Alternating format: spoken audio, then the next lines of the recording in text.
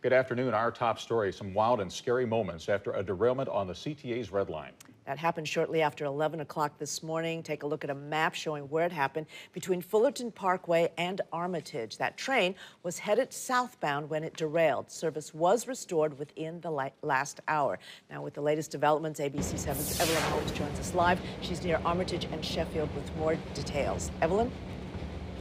Well, this stretch into the Armitage station remains a slow zone. That is because of this morning's derailment. CTA officials this afternoon are saying they still don't know what caused that derailment. They don't know why the back car of an AL car going through a junction heading into the station somehow came off the track. The derailment happened as a southbound Red Line train filled with commuters motored toward the Armitage Avenue stop. The car started jumping and they stopped it, all of the power went out, everything was just done, no air conditioning, nothing. The wheels of the last car of the 8-car train headed downtown came off the track around 11:30 this morning. That's when Michael Gomez and his roommates heard a loud boom.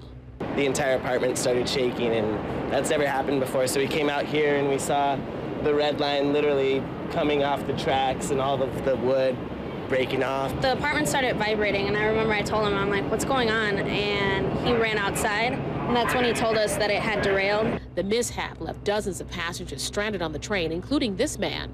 It wasn't a big event, but people were wondering what was going on, so I held the door to just make sure people get off so it wasn't getting crazy. Firefighters eventually ferried more than 60 people 15 feet to the safety of the Armitage platform. 2 people were removed by rescue chairs and another by an elevated bucket. One woman was taken to the hospital suffering from anxiety.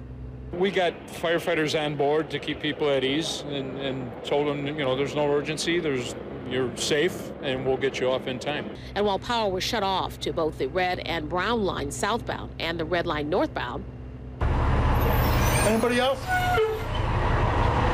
The CTA provided shuttle buses for riders as transit workers hope to repair the damage in time for the evening rush hour commute.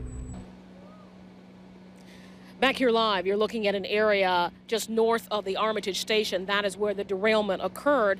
Officials are saying that at the time of this derailment, the train was going about 10 miles per hour. They're also saying that there was some minor work done in that area, but they're not sure if that had anything to do with today's derailment. Reporting live from Chicago's Lincoln Park neighborhood, Evelyn Holmes, ABC 7 News. Back to you in the studio. Okay, Evelyn, thanks. Now, one of our viewers, Annie Nelson, was on that train, and she sent us these photographs of what passengers had to do following that derailment. Here you can see a CTA worker down here is helping a passenger actually get from one train car over to another across the tracks. In this picture, here's a woman being assisted by a Chicago Fire Department official.